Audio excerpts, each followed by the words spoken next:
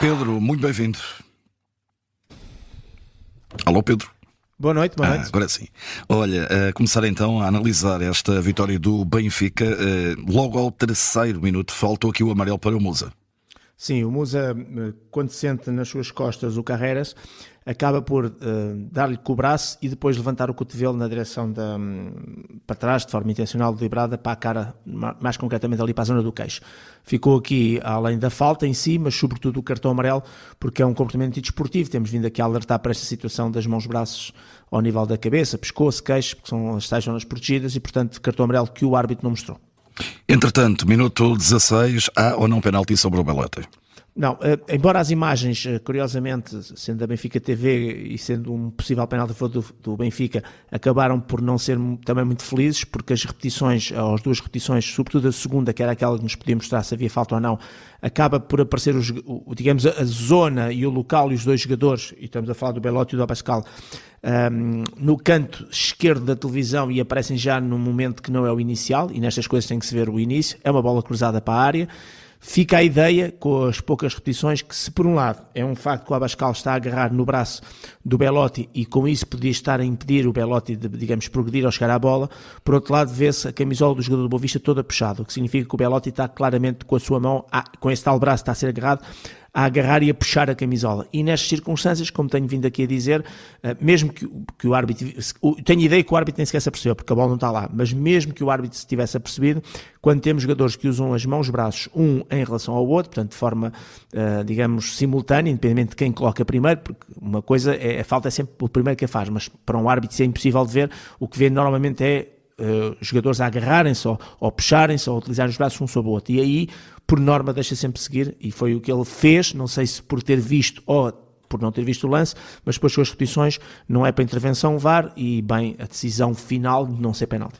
Entretanto, o cartão amarelo para Pérez, minuto 26. Sim, é aquela jogada sobre o Dal, que entra a varrer, o Dal vai entrar pela área do lado esquerdo, portanto a zona lateral, e o jogador, o Pérez, entra claramente em teco deslizante, derrubando completamente o jogador Benfica. Não só a entrada em si é negligente, como o local da falta, a entrada da área, corta uma jogada de perigo, um ataque promotor, cartão amarelo bem mostrado.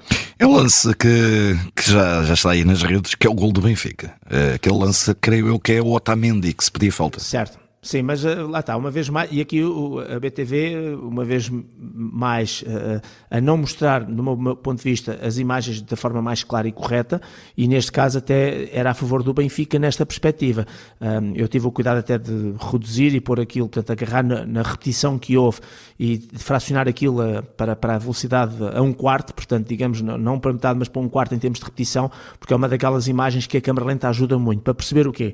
Para perceber que o Otamendi, isto é um lance em relação ao Bozanic, se há falta ou não sobre o Bozanic, realmente o Bozanic toca na bola com o pé direito, mas o Otamendi passa pela frente com o seu pé, portanto o Otamendi não pontapeia ao Bozanic, porque isso é que podia estar a falta, que era chegares tarde, não tocares na bola e pontapeares o adversário, ou tocares no adversário no sentido de tocar, no sentido de rasteirares, pontapear, e ele cruza o pé pela frente, e o contacto a nível superior, que é do braço direito no corpo, é um contacto absolutamente normal da jogada, e portanto para mim, correto, não há infração na recuperação de bola, não há falta do Otamendi sobre o Bozanic, mas uma vez mais as repetições dadas em termos televisivos são muito escassas, são muito poucas, e é por aí que muita gente está uma vez mais a debater, porque focaram-se muito no gol propriamente dito, quando nestes casos, acho que é fundamental. Já no outro dia tivemos um lance parecido, com aquela questão também de um possível penalti, se não estou em erro, do Florentino, e volta-se outra vez à discussão, e isto assim será até os direitos centralizados da televisão colocarem um operador a fazer exatamente tudo isto,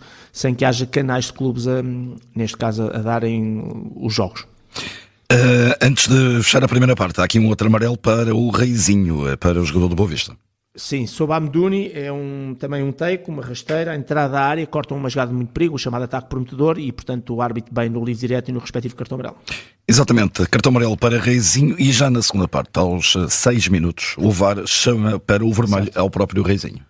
Quem vir o lance não tem qualquer dúvida, basicamente o que acontece é que é um lance com o Cockchu acaba por pisar a bola e o Reizinho falha completamente a entrada, e com o seu pé esquerdo calca claramente ali parte de cima, portanto, da zona de tíbia, portanto, nem sequer é no pé, é bem acima, é na tíbia, e até se vê a perna a dobrar. E percebemos claramente, pela maneira como é pisado entre pitons, sola de frente e pisa, que a própria perna está a dobrar, entra-se naquilo que é, neste caso, como é disputa de bola, porque a bola está lá chamada falta grosseira, sem bola chama-se conduta violenta, neste caso é uma falta grosseira, porque é na disputa de bola, que põe claramente em risco a segurança e a integridade física do adversário, tem todos os condimentos para a questão do cartão vermelho. O VAR não teve dúvidas, o árbitro nem sequer amarelo deu, portanto não se apercebeu do lance, ou então pensou que não tinha havido qualquer tipo de infração, mas depois as imagens são muito claras, e o árbitro também, quando vai ao monitor, não perde lá muito tempo, porque percebe claramente que é uma situação de falta grosseira, cartão vermelho, e portanto a decisão final é boa, cartão vermelho. Minuto 70, analisa mais um gol do Benfica. Sim, era a questão do possível... Peço desculpa. Agora é a minha vez de faltar a nada. Vê lá. Exatamente, 2 possíveis situações de fora de jogo.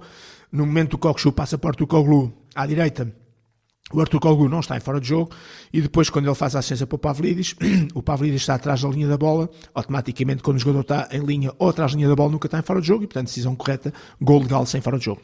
Penalti sobre Dal, também aqui foi pacífico. Exatamente, é uma situação também bem vista em termos televisivos, por assim dizer. O árbitro também assinalou bem a falta, com o Salvador. O Salvador acaba por engaixar o seu braço esquerdo naquilo que é também o braço esquerdo do jogador do Benfica, e ao engaixar puxa e trava-lhe o movimento, fazendo de tal maneira isto que ele roda sobre ele próprio de 360 graus, faz mesmo uma rotação, é mesmo uma rotação completa de 360 graus e acaba por cair. Portanto, há uma causa e um efeito, há uma causa e uma consequência. É lógico que o jogador do Boa Vista, da mesma maneira que faz a falta, retira logo o braço para tentar mostrar que não estava a fazer infração, mas é um lance muito clarinho com o vídeo-árbitro, e lá está, não se percebe bem.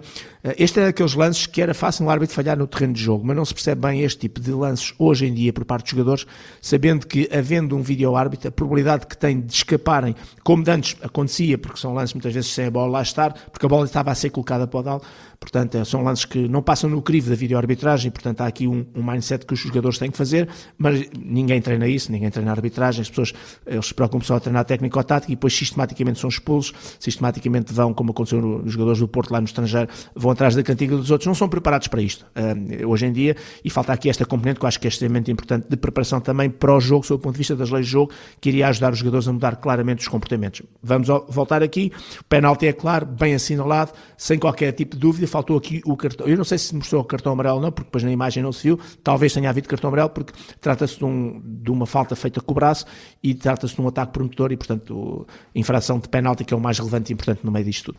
Finalmente, o último lance para analisares é ao minuto 85. Não há penalti de Salvador. Não há penalti por 2 coisas. Primeiro, eu no direito só disse que não havia penalti porque o Salvador tinha escorregado, e ao escorregar e ao apoiar o seu braço direito no chão acabou por tocar sem querer na bola, e só por isto que eu estou a dizer nunca haveria qualquer infração. Só que depois fui rever melhor o lance para perceber que realmente é assim como eu estou a dizer, mas o toque do braço é fora da área, ou seja, ele cai com o corpo dentro e com o braço fora, e portanto também no limite, mesmo que houvesse ali uma intencionalidade, não se pode dizer isto em termos de braço, tem que se falar em movimento deliberado, mesmo que houvesse ali um braço deliberado, seria sempre livre direto, não penalti, e o vídeo-árbitro nunca se iria meter nesse lance. De qualquer maneira, a infração nem sequer, existe toque do braço, mas não há infração, e portanto mais uma decisão correta. Então, José Bessa, que nota é que dás? Vou dar uma nota positiva, nota 7. Eu tinha referido que havia aqui alguma perigosidade na sua nomeação, mas também percebemos que o Boa Vista é uma equipa, enfim, que infelizmente, pelas diversas razões e todas estas trocas de jogadores e a classificação que ocupa, não iria criar, e confirmou-se isso, muito grau de dificuldade no jogo, e isso ajudou o árbitro, porque eu quando disse que o José Bessa seria um risco, porque ele o ano passado, na sua primeira época, fez 11 jogos de Primeira Liga, e neste momento estamos no último terço do campeonato, ainda só tem um jogo de Primeira Liga, e entretanto já fez 5 de Segunda Liga, portanto não é por falta de oportunidades, tem sido, portanto, opção do Conselho de Arbitragem, e seria aqui algum risco com tão poucos jogos de Primeira Liga aparecer aqui num jogo como este. Saiu-se muito bem, e é isto que os árbitros têm que fazer, aproveitar estes momentos de maior visibilidade, sobretudo quando se joga quando está em jogo clubes grandes, e o árbitro aproveitou bem. É certo que no cartão vermelho houve aqui ajuda da vídeo-arbitragem, mas eu mesmo assim vou dar uma nota alta, nota 7, nota muito positiva, porque naquilo que foi o essencial, nomeadamente o penalti a favor do Benfica e a expulsão do Reizinho, que eu acho que acabam por ser 2 lances importantes e decisivos, porque um penalti que deu golo e uma expulsão, sabemos que muda completamente o cariz do jogo, e destes 2 lances, um com VAR, outro pela decisão correta do árbitro em campo, uma nota claramente positiva, nota 7. Nota 7 dada então pelo Pedro Henriques para José Bessa. Sem Falta fica para já por aqui. Amanhã volta o Sem Falta. Exatamente, amanhã temos mais. Muito obrigado, Pedro. Até à próxima. Um abraço e as melhoras. Muito obrigado. Fica então disponível através da podcast da Rádio Observador.